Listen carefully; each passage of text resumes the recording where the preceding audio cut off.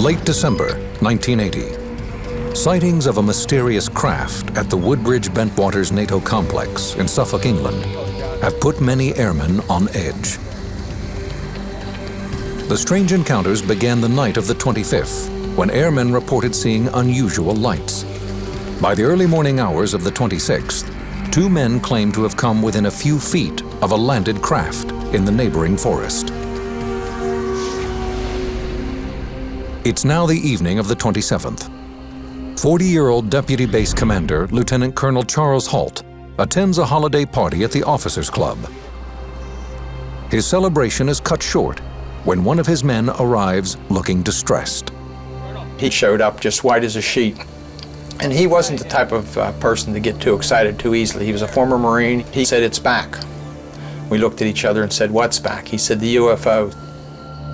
After 2 nights of disturbing stories, Holt decides to investigate for himself. The police were spending more time looking in the sky than they were at the airplanes they were supposed to be protecting. It's time to put this to rest. Holt instructs a 3-man security team to assemble their gear and meet him at his quarters. Within minutes, they head toward the Rendlesham forest. By the time Holt arrives, a security cordon has been established around the perimeter of the woods. Holt is briefed on the situation and is told that the UFO is no longer visible, but the men are experiencing mysterious outages in their high-powered floodlights called light-alls. Holt and his team collect their gear, a still camera, a Geiger counter for measuring radiation, and a night vision device called a starscope. I took my small personal cassette recorder, which I carry just about everywhere with me, just to record the events. The team heads into the dark woods. And I was going to investigate and show that there was definitely a good, reasonable explanation for everything. The following is the recording Holt made that night. 150 feet or more from the initial, I should say, suspected impact point. Having a difficulty, we can't get the light all to work. Seems to be some kind of mechanical problem. Along with the malfunctioning light-alls, Holt's team encounters the same radio interference experienced by Burroughs and Penniston 2 nights prior. They are walking through the area where Burroughs and Penniston reported seeing the unidentified craft, when Holt notices gashes in the bark of several trees. It looks as if they have been struck by a large object. Holt orders one of his men to take photographs. He took pictures of the indentations of the trees and everything. He was taking snap, snap, snap all the time. The Geiger counter begins registering high levels of radiation, but only in the areas surrounding the alleged landing site. You're getting readings on the tree you're taking samples from on the side facing the suspected landing site? 4 clicks max. Up to 4. Interesting. That's right where you're taking the sample now. 4. That's the strongest point on the tree? Yes, sir. If you come to the back, there's no clicks whatsoever.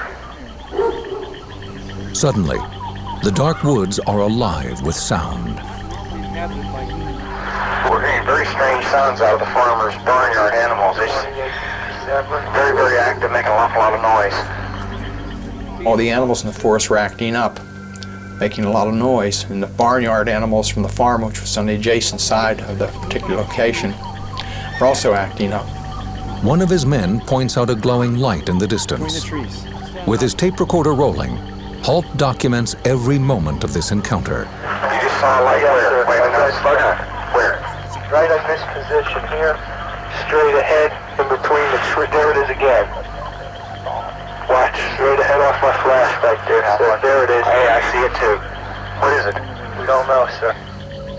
And we saw this bright red glowing object. It looked like an eye. It's the best way I can describe it. It was bright red, had a dark center, and appeared like as though it were winking.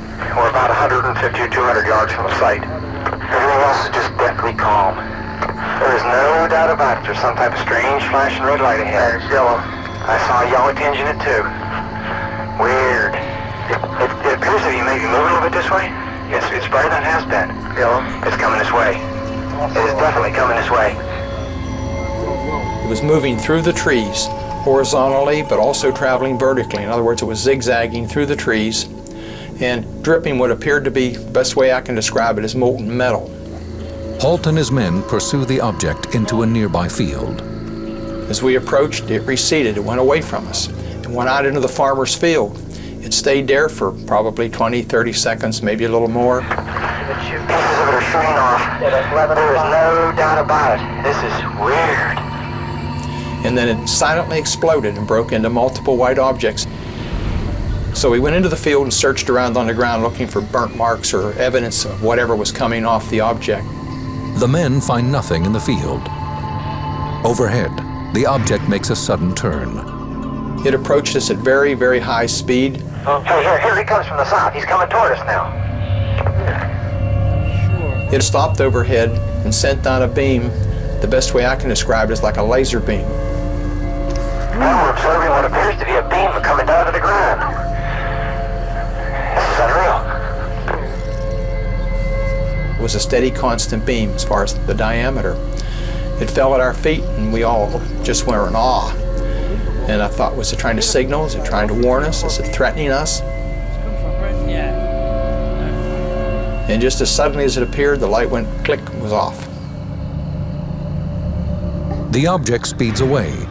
The team watches, mesmerized, as it moves over the base and continues to beam lights to the ground. To some, it appears that the light is beaming directly into the base's weapons storage area, where nuclear missiles are reportedly housed. There's one object still hovering over Woodbridge Base at about 5 to 10 degrees off the horizon, still moving erratic and similar lights and beaming down this area.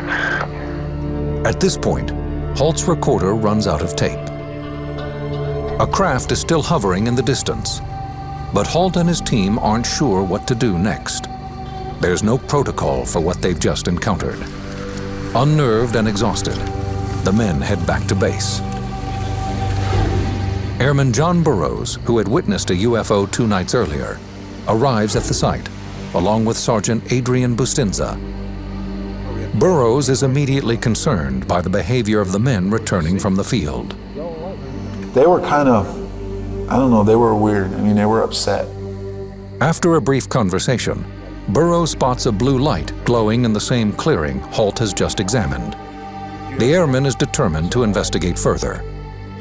I was bugging him, come on, Colonel, let me go out and see. I want to see what it is. So he finally authorized myself and Bustinza to go forward just to get a closer look. The men head toward the strange blue glow in the field. Adrenaline quickly takes over, and Burroughs breaks into a run. As I was getting close to whatever it was, all of a sudden it was gone. The field is thrown into darkness, leaving the airmen scared and confounded. It just was gone. And I'm standing out in the field, and there's nothing there. Burroughs turns to Bustinza in disbelief. And he goes, what happened to you? And I go, I don't know what you're talking about. He goes, and you were like involved in the lights. He said, you were just like, it was like all of a sudden you were there and then you were in the lights and you were gone. Burroughs and Bustinza return to base. Burroughs' second encounter with the bizarre lights leaves him with nothing but questions. They are unaware that a sweeping investigation involving covert government agencies is already underway.